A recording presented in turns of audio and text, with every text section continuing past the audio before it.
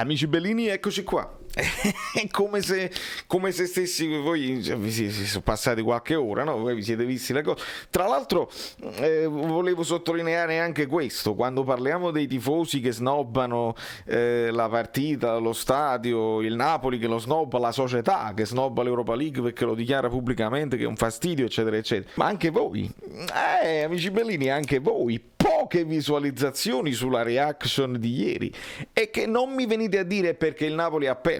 Molte sconfitte che sono successe, Napoli anche clamorose, tutti quanti sono venuti di corsa a vedere, vediamo come ha reagito, vediamo cose, poche visualizzazioni. La live va bene perché poi c'è un ammasso di altre trasmissioni, va benissimo, siamo in concorrenza con altre cose in televisione e va bene, ma le visualizzazioni sulla reaction?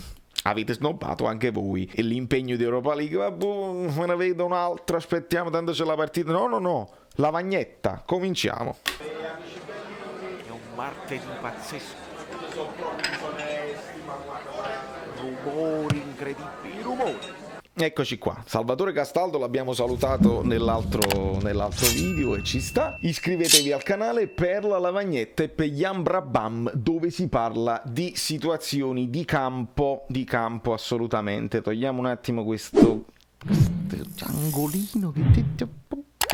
Ecco qua. E vediamo che cosa è successo. Il Napoli parte con questo 4-3-3, chiamiamolo 4-3-3, ma poi sarà complicato chiamarlo in qualsiasi modo. Mario Rui io l'ho messo direttamente fuori perché purtroppo questo è. Ovviamente io l'ho detto sulla mia live di prepartita su Instagram che a me questo centrocampo non mi convinceva più di tanto. Capisco l'esigenza di far riposare almeno uno tra Anghissà ed Elmas, scusate, tra Anghissà e Fabian, capisco, perché come Koulibaly ha dichiarato forse tenevamo già la testa a domenica, Spalletti con queste scelte anche lui ha pensato che c'è la prossima partita importante e quindi un pochino, non dico che si sia sottovalutato lo Spartak, ma si pensava di poter fare di necessità virtù. Questo centrocampo qua a me non sembra ben composto, sono tre mezzeali dove Fabian sta ben performando anche da centrale, però con Anghissà vicino, e allora con questa situazione, con Zielinski che ancora sta recuperando la forma, che è comunque una mezzala che va, con Elmas che è chiamato a fare il compito anche difensivo alla Allan e lo fa è volenteroso, lo sappiamo che rincorre gli avversari, però non ha l'interdizione di un Anghissà. Questo centrocampo già di per sé è discutibile. Demme non era recuperato evidentemente al 100%, la scelta andava fatta, aspettiamo anche il ritorno di Bobotta che guardate che ci ritornerà utile, anche perché pure Fabio non è che poi le può giocare tutte. Comunque per me, quello che mi riguarda, per quanto mi riguarda, era questo signore qua che doveva assolutamente riposare, almeno uno dei due terzini. Io avevo messo Malquit qua, Malquit non è che ha fatto questo ingresso fenomenale, però era già una situazione di svantaggio numerico, una situazione di difficoltà. Purtroppo Di Lorenzo, ragazzi, sta già a 770 minuti, cioè più dei 720 minuti delle partite totali che dovrebbe avere, perché si contano anche i recuperi. Non è possibile, vuol dire che abbiamo un problema sulla destra, perché se Malquit non può partire titolare in questa partita, Spalletti ci deve spiegare Napoli-Verona, nel senso ci deve spiegare se si fida o meno di Malquit, se si fida di Juan Jesus, se serve ancora tempo per farlo entrare in forma Juan Jesus, ma Malquit in forma ci sta, fisicamente sta benissimo, quindi purtroppo abbiamo il problema sui terzini e non è solo il terzino sinistro, assolutamente no. Di Lorenzo si fa il mazzo, il famoso mazzo di cui abbiamo una diapositiva, questo è il mazzo che si fa Di Lorenzo dalla mattina alla sera, però anche lui va in difficoltà, specialmente nella fase difensiva, e ve l'ho fatto vedere in quel fermo immagine del video precedente che se vi siete persi siete completamente pazzi. A proposito, vi siete anche dimenticati il like, lo so, capita, deve essere una cosa automatica, per molti di voi automatica, devo dire la verità. Molti di voi, il primo commento che scrivete, prima metto il like e poi mi guardo il video. Siete i miei eroi. Impareranno a farlo tutti, anche i lurcatori, i nemici bellini, le amiche belline sono bellissime. Andiamo avanti. Manolas, di cui molti stanno identificando come peggiore in campo. Signori, io ho visto un po' di imbarazzo, non di imbarazzo ma di preoccupazione nel gestire la palla all'indietro. Però io devo dire una cosa. e a parziale difesa di Manolas, e poi non è che voglio attaccare quell'altro nel parlare di Manolas, però io credo che è questo qui che non dà affidamento. Allora tu un pochino ti senti in difficoltà e dici io se mo gliela do un po' troppo forte, se gliela do un po' troppo piano, e se è colpa mia, e se adesso mi sto giocando il posto. Manolas, ok, però è anche la presenza di Meret che secondo me non mette in tranquillità la squadra, e lo diciamo da 1 anno e mezzo se non 2. La squadra si fida di più di Ospina. Punto, non lo dobbiamo ripetere più. Meret è un gran portiere, Meret è un portiere talentuoso che fa anche la parata miracolosa, fa una bella parata su una deviazione di Koulibaly, gli altri gol è bene o male incolpevole, però la gestione della difesa, il parlare, il chiamare, l'indicare, lo smistare, Meret non lo fa, e purtroppo Ospina con la sola sua presenza dà più tranquillità. Che vogliamo fare? Se abbiamo deciso che l'Europa League è una competizione secondaria, allora Meret se si gioca queste partite qua, ma non lamentiamoci se Manolas poi sta in apprensione e quando si trova qua retropassaggio, pum, la butta direttamente in calcio d'angolo, a volte in fallo laterale. Insomma, alla fine aveva fatto anche un gol straordinario Manolas per una questione di centimetri, non ce l'hanno convalidato. K2 per esempio invece non mi è piaciuto proprio, perché poi il terzo gol avviene da un suo rilancio che viene intercettato da un avversario, succede la muresca a centrocampo dopo il rimpallo e prendiamo il terzo gol, quando in realtà nell'area poi magari non sarebbe arrivato, ma c'è stato poi il gol di Osimhen e sarebbe stato 2-2, staremmo parlando di tutta un'altra partita. Quindi anche lì purtroppo K2 dice io ho imparato molto anche da questa partita, anche a livello personale. Purtroppo non parliamo del Koulibaly dominante e perfetto e incredibile delle prime 6 partite di campionato sicuramente. Poi questo signore qua che aveva cominciato anche bene il lancio per Di Lorenzo, abbiamo fatto la questione dei quinti che di solito soffriamo, Mario Rui l'aveva fatto anche un buon lancio, qualche buon inserimento, dopodiché è molto in ritardo su quel pallone, doveva aspettare, era una palla qui sulla tre quarti, Mario Rui stava qua, fa la corsa per intercettarla, una cosa inutile, di concetto proprio sbagliato, arriva in ritardo, si fa espellere, l'espulsione ci sta, può essere considerata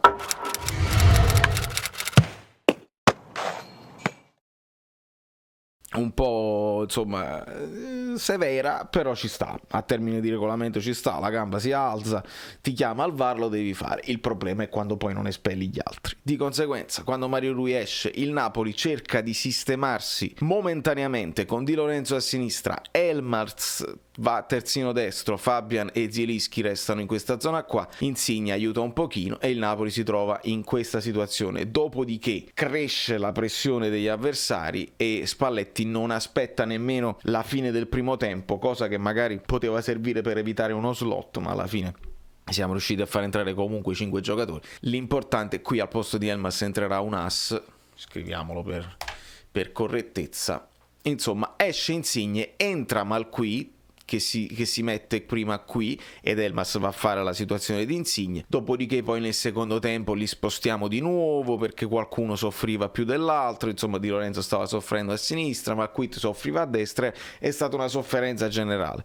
Purtroppo questo signore qua ha anche lui una grossa responsabilità perché ha avuto sui piedi il 2-0 facile e l'ha tirato in curva, mi dispiace. Su Fabian in realtà riguardando la partita mentalmente, riguardando la mia reaction in realtà ha fatto più interdizione di quello che vi è sembrato, ha aiutato molto, non ha fatto una partita illuminante ma era complicato con un uomo in meno senza Anghissà vicino, però ha aiutato, non è stato brillante come in tutte le altre partite dove lo abbiamo esaltato, ma non è stato uno dei peggiori sicuramente. Politano così e così, l'ingresso di Lozano fa un'accelerazione importante, si prende un altro cartellino giallo per gli avversari, così purtroppo Elmas ce lo ritroviamo a tutto campo, il gol lo fa però non può incidere nella situazione, e Petagnone anche lui inizia molto bene, lotta come un pazzo, entra anche nell'azione del primo gol, però anche lui ha sui piedi, ha sul destro il gol del 2-0 e lo spara largo, e poi ha un'altra occasione dove fa un ottimo movimento e poi non riesce ad arrivare al tiro e si fa recuperare dall'avversario. La situazione tattica è stata bene o male questa per tutto il tempo. Per un momento il Napoli ha cercato la costruzione a 3 con Di Lorenzo più bloccato, con Malquit più avanti, diciamo alla Mario Rui, però non ha funzionato tanto. Poi entra anche Anchissà, che è stato un pochino fumogeno anche lui.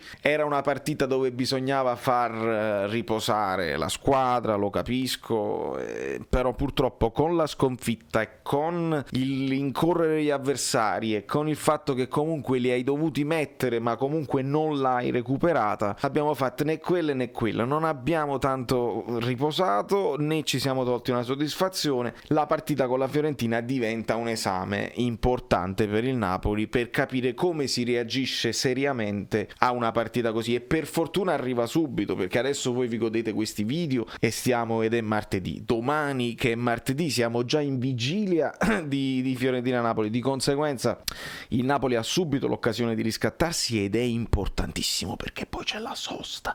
Quindi immaginate, io che ho fatto il pompieraggio per tutto il tempo, no? Immaginate adesso che devo rialzare gli animi della squadra con i giorni di sosta. Se il Napoli non dovesse vincere con la Fiorentina, poi dipende sempre dalla prestazione, perché il tifoso sta diventando maturo, ma noi dobbiamo alzare il livello, sempre di più alzare il livello, e non pensa, perché se noi pensiamo ma vince lo scudetto, dobbiamo asfaltare tutte le squadre, non esiste proprio, perché non bastava Petagna per battere il Granada? Evidentemente no, il Granada come lo Spartak, ci sono dei giocatori che sono più importanti di altri, ci sono dei giocatori che ti cambiano la tattica, perché Osimhen lo puoi lanciare. Avete visto che cosa è diventato il Napoli quando c'era Osimhen in campo? Lo puoi lanciare, ti senti più tranquillo che se lanci un pallone non è perso, rende pericolosi anche palloni che erano lontani e larghi, e ti mette in apprensione tutta la squadra avversaria, così tu ti puoi inserire. Osimhen è così, Petagna, con tutto il bene, non è così. Aspettiamo il ritorno di Mertens con tanta ansia, va bene tutto, però pensare che questo Napoli sia pronto per fare una stagione di vertice con tutte e 3 le competizioni,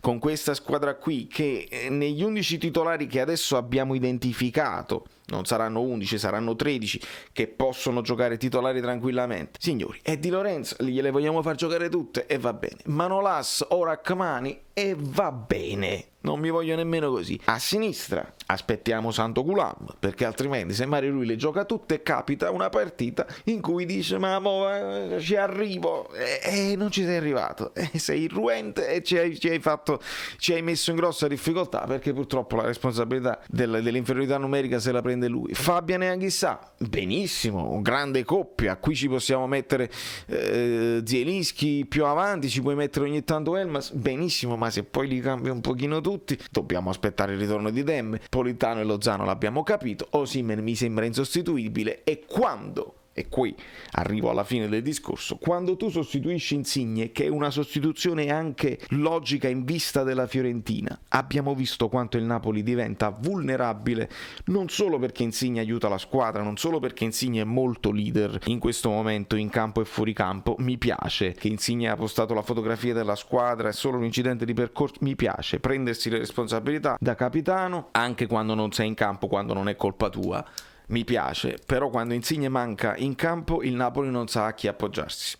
Proprio tecnicamente, tatticamente, Insigne è una soluzione tattica, e se non lo capite dovete guardare più calcio senza Insigne, dovete guardare più Napoli senza Insigne. Spero che ne guardiate poco, perché il Napoli senza Insigne perde tantissimo e dovete capirlo. Magari sbaglia un gol in più, magari a volte si intestardisce nel tiro a giro, tutto quello che volete voi. In questo momento Insigne, il Napoli senza Insigne è meno roba, è più scarso, c'è niente da fare. Quindi quando ti manca Insigne, purtroppo, anche questa è una cosa che si può dire a Spalletti, potevi lasciarlo in campo, potevi cercare di recuperarla, potevi e poi dopo sostituirlo una volta che avevi fatto il secondo gol, ma col secondo gol ti sentivi al sicuro, bisognava farne 3, il Napoli stava in difficoltà, si stava abbassando, allora Insigne avrebbe fatto una corsa in più, si sarebbe spompato tantissimo e avremmo detto Spalletti, non fa niente, l'Europa League che ce ne fotte, pensa alla Fiorentina. Questa è la verità, che poi alla fine l'allenatore ha sempre torto, torto quando si perde e ognuno poi avrà sempre ragione parlandone dopo. Noi invece ne dobbiamo parlare un pochino prima, perché io l'avevo detto che il centrocampo così non mi convinceva. Poi al di là, Zielinski fa il 2-0,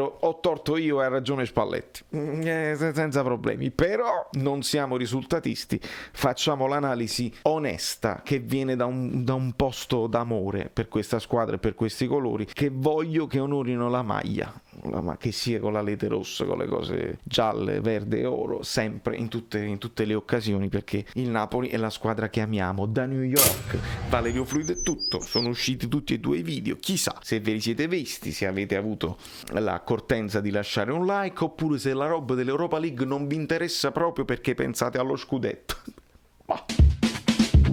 Ciao, sono Saveria Solida. Se arriviamo a 15.000 iscritti su YouTube è una cosa di cortesia, ma secondo me dovreste seguirlo anche su Instagram, @ValerioFluido. Fa tutte queste cose cretine. Sei iscritto pure a TikTok. Niente più, dai, basta, sei cringe.